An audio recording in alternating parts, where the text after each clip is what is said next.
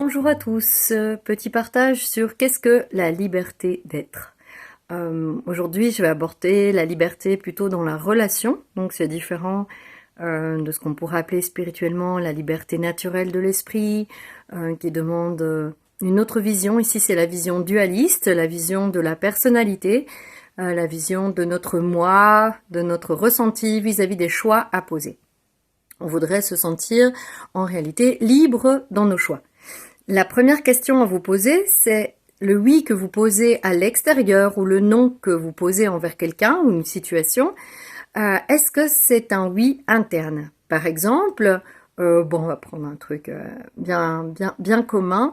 Dans une relation amoureuse, votre partenaire a des choix, par exemple des choix de voyage ou des choix de temps qu'il va vous proposer ou parfois même vous imposer.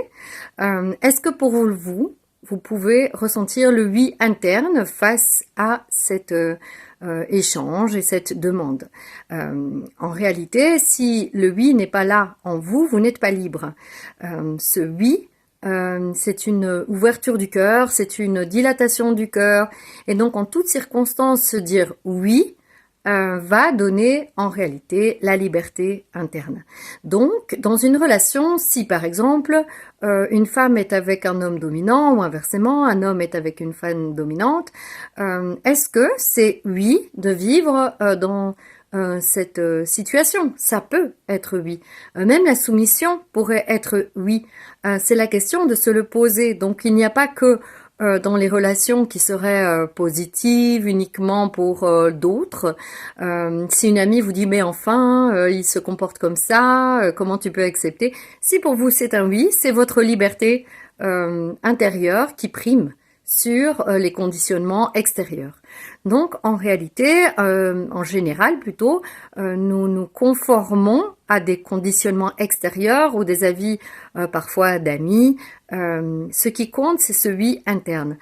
Pareil pour le travail. Vous pouvez choisir, c'est se dire oui, des conditions de travail qui ne conviendraient pas du tout à d'autres personnes de votre entourage d'amis, mais ce oui, vous l'accordez vraiment.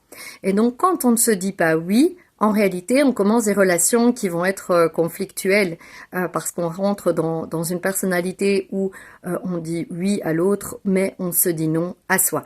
Donc, la base de toute harmonie, c'est de trouver ce oui. Alors, je vais vous donner un autre exemple. Une maman a beaucoup à faire dans sa journée et elle dit oui à ses enfants pour des activités, or qu'elle a l'impression de se dire non parce qu'elle est fatiguée. Le non ne serait pas, il ne serait pas suffisant de s'arrêter à ce non.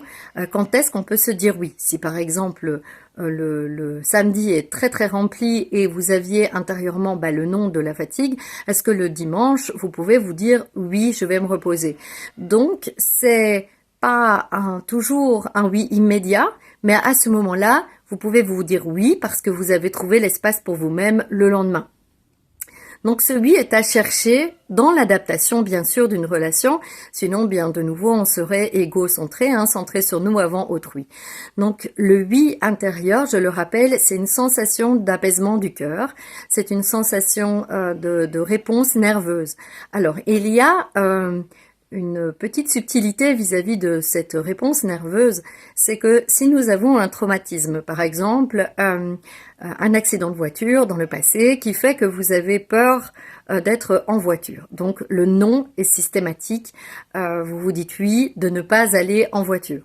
Bien évidemment qu'à ce moment-là, en fait, il est important de détailler cette information qui se répète et d'observer que vous aimeriez pouvoir dire oui et qu'il y a en fait un soin, une thérapie à suivre pour apprendre à dire oui en voiture.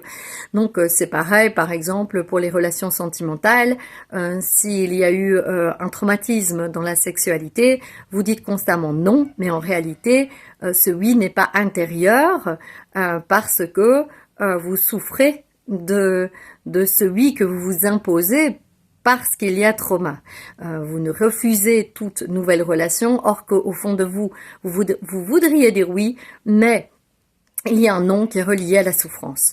Donc c'est important aussi d'observer ce point et d'avoir cette vérité envers vous-même, cette analyse de vous-même, d'observer que le véritable oui donne de la joie et de l'enthousiasme, et que le demi-oui, qui serait dû, en tout cas toutes ces situations traumatiques, ne donne pas l'enthousiasme. Elle donne par exemple une sensation de sécurité ou d'apaisement vis-à-vis d'un gros stress qui aura eu lieu dans le choix. Donc c'est un petit enseignement sur comment se sentir davantage libre et bien sûr de vous aider à choisir. Belle journée à tous.